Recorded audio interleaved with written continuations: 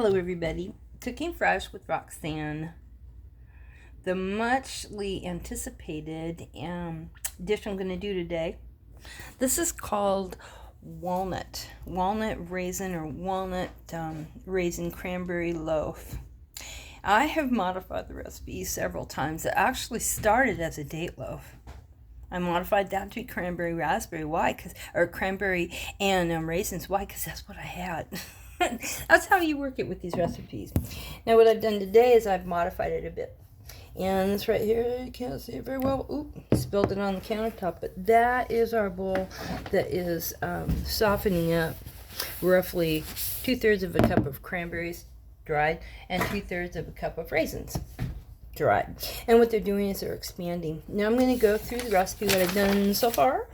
Look what we did. Okay, that is roughly, let's see here. That is roughly 1/4 cup of coconut oil, 1 egg, let's see, and half a cup of coconut sugar, 1/4 of a cup of cane sugar, again 1 egg, and I mixed it together with 1/4 of a cup of refined melted, I didn't actually have to melt it too much because of the time of year, it's kind of warm, coconut oil. Now this is going to be gluten-free. Now what you're going to see from moving forward is I'm going to work on adding the dry ingredients now that I have put in here. What are the dry ingredients, Roxanne? Okay, the dry ingredients are roughly 1.5 cups, or a 1.25 cups, I went a little bit more, of gluten-free flour because I had it. And with these gluten-free recipes, sometimes you can be a little bit more lenient. And I noticed there was more water on this, so maybe it'll work out quite nicely. So 1.5 cups of gluten-free flour. We're using Bob's Red Mill. 1/2 cup of almond flour, also Bob. 1/2 teaspoon baking powder. 1/4 teaspoon salt. Let's see. Now we're going to put 1 cup of walnuts in this when we begin to fold it in. And in the actual fruit itself is 1 teaspoon of baking soda, or it should be, and I forgot to add it, so I'm going to do that as I'm beginning to mix this right here. The 1 teaspoon of baking soda in with the cranberry raspberries is what it's doing there. It's just actually starting to create kind of like bubblies, you know, leavening abilities. Oh, it's even bubbling. Do it again. Roxanne. I need a filmer. I really... There it is. Hear it? And don't worry, there's still going to be plenty of fish so that these guys will rise up and be a lovely, lovely little, almost like I would say like a muffin, but not really. And how's that consistency? It's soft. So let's get on, Roxanne. You're really wasting time here. Sorry.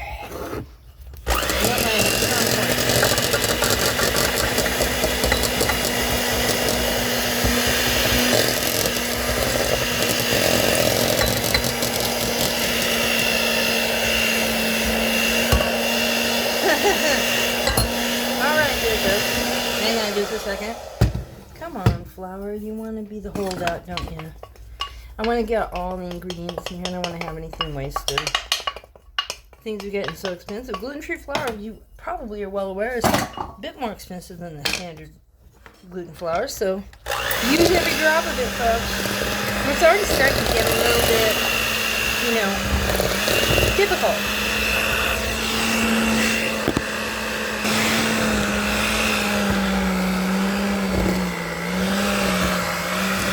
Chasing it all away. All right.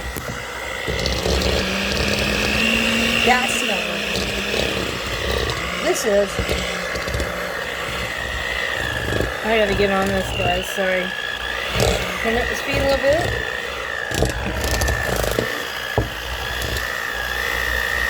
And let's add some of this.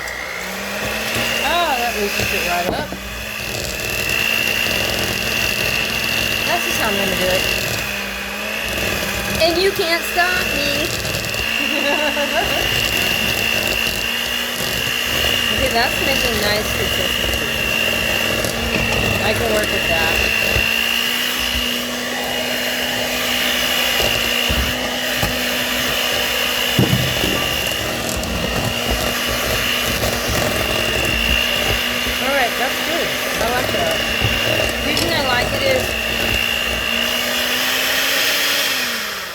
recipe calls for you. Sorry, the original recipe calls for you to. God, Roxanne, your camera angles just fold in. I didn't think that was a great way to do it. Get back. I didn't think it was a great way to do it. After all, I really wanted a nice consistency. And this is really good. Hey, I forgot to mention, I also put one full medium-sized banana in here today. Why? Because I had it. Kind of like the same thing with the cranberries and raisins. We didn't have dates. And that banana is going to make it even more sweet than normal. And add a banana flavor that's just spectacular. I love it. I'm going to put this in the baking pan here.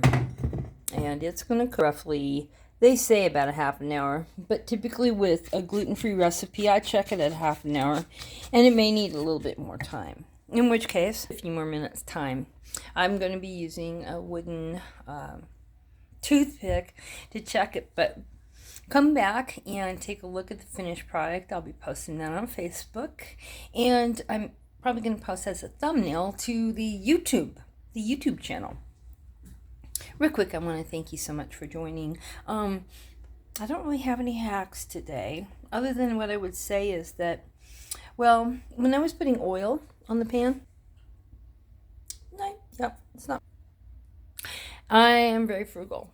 I actually grease my pan with my hand and wash my hand afterwards. Why? Because it takes less oil when I'm using my hand. My clean hand, and then clean it again. Also, I get to know if it's on all of the corners. That way I'm not going to have a piece of my beautiful walnut cranberry raisin loaf with banana stuck in one of the corners. That's one of my hacks for you today. But try this recipe. I will post it on YouTube and Facebook both. All the ingredients I used today so that you can take a look at it and modify it the way you want. Because you know what? Maybe you don't have a banana. Or maybe you do. Or maybe you don't have cranberries. Maybe you've got dates or even figs. I don't see why figs wouldn't work with this. One thing I would say, though, in the recipe it calls for the hot water. You boil hot water, put it on the actual berries, cranberries, raisins, to get them to expand because they're dry, right?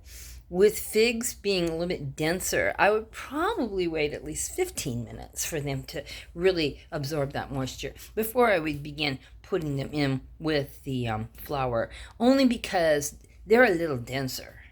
They really are. Oh man, love figs. Anyway, either way, cooking fresh with Roxanne.